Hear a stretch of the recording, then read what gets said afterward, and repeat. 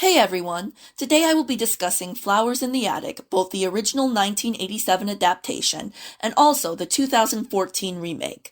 I will compare and contrast the two of them and talk about what each did well, along with discussing a little bit about the book itself. I was a huge fan of V.C. Andrews in the 90s and early 2000s, and so I'm really excited to talk about the movies that were adapted from the books over the years. If you haven't already, please subscribe to my channel so that you don't miss any of my future videos, including additional reviews of the V.C. Andrews Lifetime movies. To sum up the first book, 4 children named Chris, Kathy, Carrie, and Corey have a charmed life in Gladstone, Pennsylvania with their loving parents, and then their father dies in a car wreck on his birthday, and the mother is left with crippling debt due to lack of proper budgeting. The mother informs the children that they will be living at their wealthy grandparents' mansion because they have nowhere else to turn. The children's grandfather disinherited his only daughter years ago because, as they later find out, she married her close-in-age half-uncle, a young man she met for the first time at the age of 14. The children's grandfather is dying, so their mother hopes to win over his favor and get written back into his will.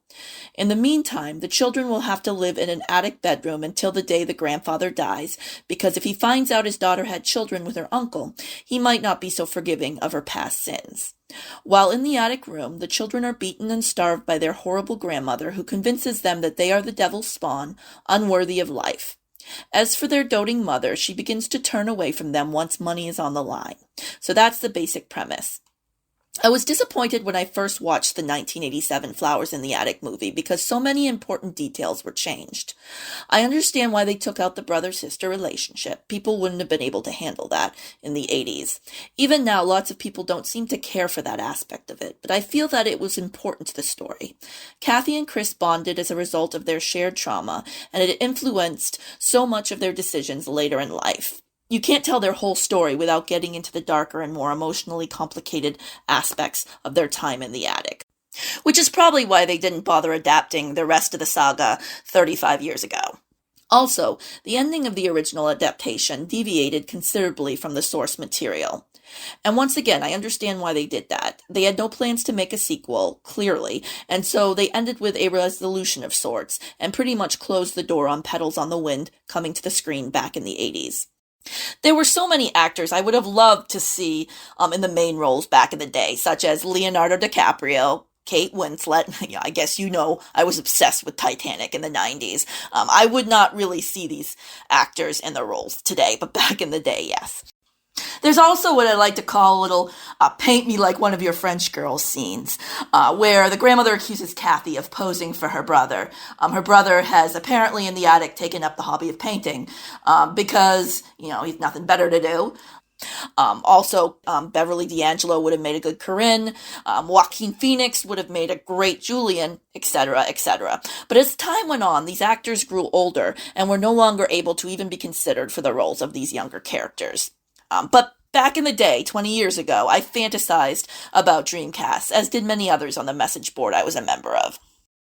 Anyway, moving on to my thoughts on the original versus the remake of Flowers in the Attic. The music in the original adaptation was creepy in an 80s sort of way, with an angelic choir singing along with a music box melody. I noticed there was one scene where there were shadows of blinds on the walls. I'm not sure why there were blinds in the attic room, but it gave the darkened room a very 80s feel. Louise Fletcher was more how I pictured the grandmother looking, though her cruelty was incredibly campy and ridiculous. She reminded me a little of the Trunchbull in Matilda, the way she picked Carrie up by her hair, and also her one-dimensional brand of evil. I preferred Ellen Burstyn's more understated cruelty. She seemed more like a real person who had moments of humanity underneath the meanness. For example, in the remake, she gives Kathy some flowers for her quote-unquote fake garden in the attic at one point, making sure to say fake garden, so it was clear that she was still a grumpy old lady. Louise Fletcher's grandmother, on the other hand, was just pure evil and pure camp, like when she says to Corinne to leave the house if that's what she wants. She makes this big production out of it, whereas Ellen Burstyn says merely, go, and then chuckles because she knew Corinne was too weak and too greedy to ever do that. I thought the remake handled the interaction better. It's one thing to make a campy movie when you're dealing with a superhuman monster or vampires, and another to make a movie campy when you're dealing with real world problems like child abuse and neglect. It doesn't work in the latter, in my opinion. I like the music box in the original, though the scene where Kathy's father gives it to her was weird. It's unclear why the father felt the need to give his older daughter this special gift in her bedroom when no one else was around. In the remake, the father goes to Kathy's room to comfort her after she finds out he was promoted at work and will be probably traveling more now. He gives her a promise ring, which is still a weird gift for a father to give his adolescent daughter, but at least it made a little sense here. He was trying to reassure her, though it's unclear why he had this ring just lying around and never bothered to give it to her before that big moment. In the original, the scene where the grandmother smashes the music box is heartbreaking, though there was no real follow-up to it. The movie just moves on to a later interaction between the siblings, as though it didn't happen. I like that there was the scene in the original movie where Chris feeds Corey his blood. I think it showed well how desperate the kids had become, but in the original there was no sense of time passing. In the remake, they showed their first Christmas in the attic, they showed the ominous slashes in the wall, marking off the days. We were told that 2 years had passed at one point. We were shown the ways in which the two oldest were growing up. That was missing from the original, making the original seem more rushed. The original took out the brother-sister relationship, but it did show Chris washing Kathy's back in the bathroom. That felt gratuitous to me, since it didn't go anywhere. There was no need for him to walk in on her bathing like that, other than to weird the viewer out. I know there was a similar scene in the book, and I always wondered why Book Chris sat in the bathroom with Kathy as she took a bath on the first morning in the attic room. It seemed to hint at a lack of boundaries the kids always had, and also the possibility that the parents, perhaps the mother specifically, encouraged inappropriate behavior. Why would a 12-year-old girl be taking a bath in the same room as her 14-year-old brother? I don't know how in the world she would have ever thought that was normal. They'd only been locked up for a night by that point, at least in the book, so you can't even blame it on trauma at that point. In a way, the adaptation was less gratuitous because we came to understand why Chris and Kathy turned toward each other in the end. They were going through awkward changes in their development and had no one else, and this was all made clear. It showed how the children were repeating the sins of their parents. Also, the grandmother put the idea in Kathy and Chris's heads all the time that they were capable of that. It's no wonder that they started to think that they were. If you think about it, it makes perfect sense that young kids going through, the growing up process, and being told all the time not to look at each other, but having nowhere else to look and no one else to think about in that way, would eventually do exactly what their grandmother had been telling them not to do all along. The grandmother fed these ideas to them and locked them up together, basically treating them like her own personal lab rats. And the movie didn't tiptoe around it. It confronted that head on, as opposed to just showing weird behavior here and there for shock value without having to really take it to a darker place. I love Christy Swanson, so of course that is a plus for the original adaptation. But she wasn't really suited for this role, and I don't blame her as much as I blame the script. Her character was written in a way that was extremely melodramatic. It is a serious predicament they're in, but sometimes the more dire the circumstances, the better it is to tone down the hysteria and not overdo it. She looked older than Kathy would have been when they first went into the attic, and that's because she was about 16 or 17 instead of 12. Chris looked like a grown man, and that's because the actor was in his mid-20s. I didn't buy him as a teenager at all. The mother in the original was unbelievably awful in the last part of the movie. For example, when she came and told the kids that Corey was dead and that there would be no funeral because he was already buried. No emotion whatsoever. So cold and matter-of-fact. In the remake, the mother showed more emotion. Chris was the one who asked if there would be a funeral, forcing the mother to admit he was already buried. You could see a little bit of humanity there in Corinne. In the original, there was none. By the way, the mother was played by Victoria Tennant in the original and by Heather Graham in the remake. I didn't care for the ending of the original. It pretty much slammed the door shut on a sequel, which isn't my main problem with it. I'm fine with the movie being treated as a standalone, but I just felt it was unbelievable. I liked that the kids confronted their mother, and it gave the viewer some sense of justice being served, but having the mother be hung by her wedding dress was just ridiculous and unnecessary. I liked the more understated feeling of the remake's ending, which was more in line with the book's ending. Now I'm going to focus a little on the remake. I love that the remake included the line at the beginning about Hope being yellow. That line is from the book. Some of the wording was straight from the book, some was altered, but it was more poetic overall than the monologue at the beginning of the original. The original included lots of big important scenes from the book, but also left out some important stuff too.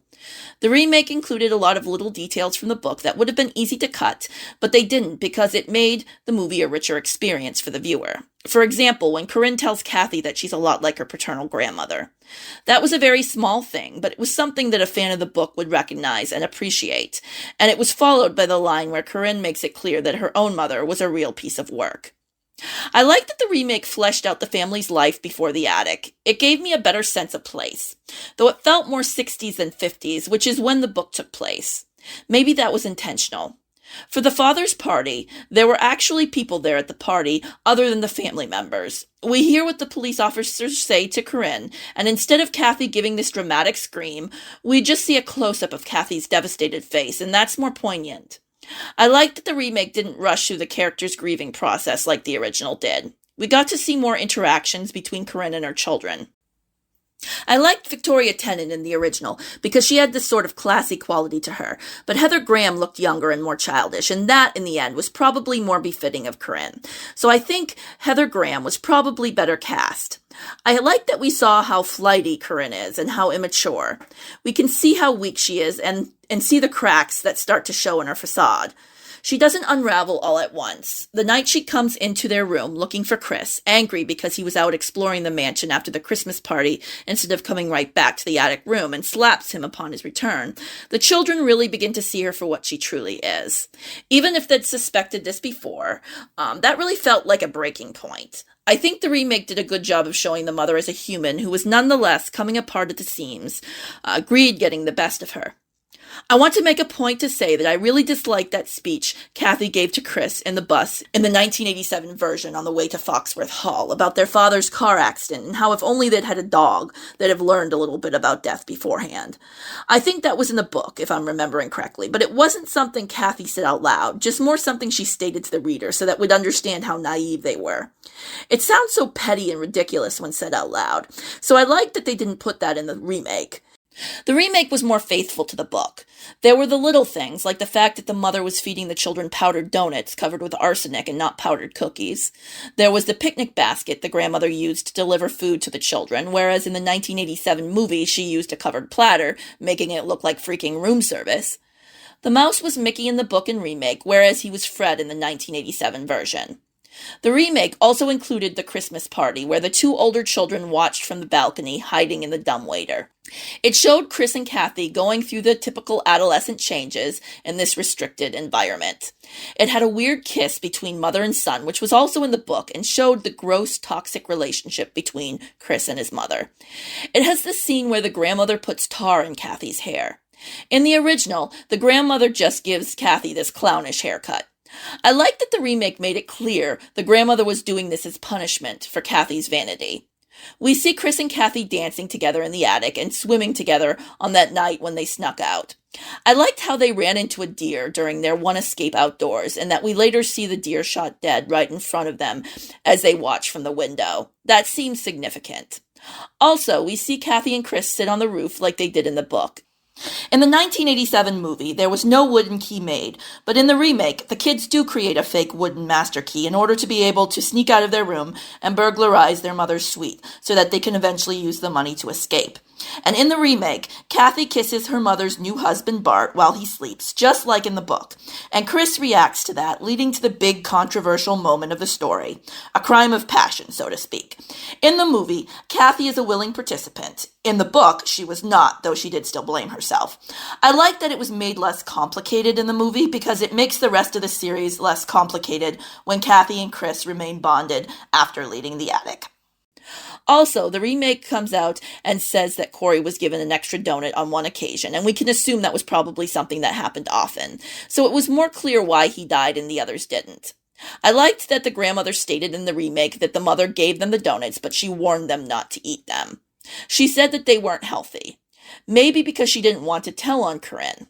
Maybe she kind of wanted them to die. Maybe she was giving them a choice by warning them of the fact that the donuts were bad for them so that if they chose to eat the junk food, their deaths would be on their shoulders.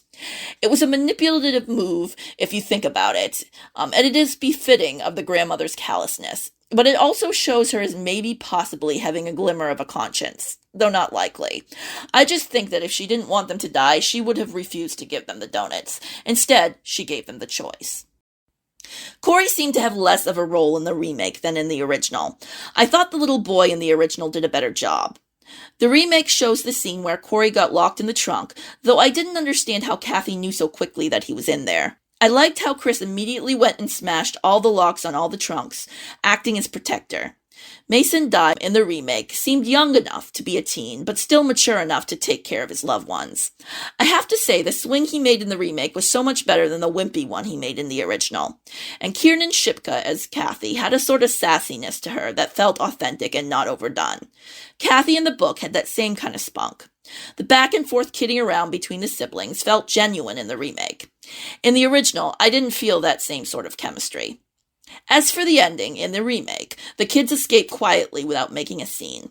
They lock their grandmother in the attic stairwell as punishment since she's claustrophobic, and that provides a little justice. I love that they tell the man roaming the premises that they're Corinne's children, and he shows them some compassion, allowing them to escape. It's crazy that he knew exactly what was going on, and why they were running. All they had to do was say who they were, and he knew exactly.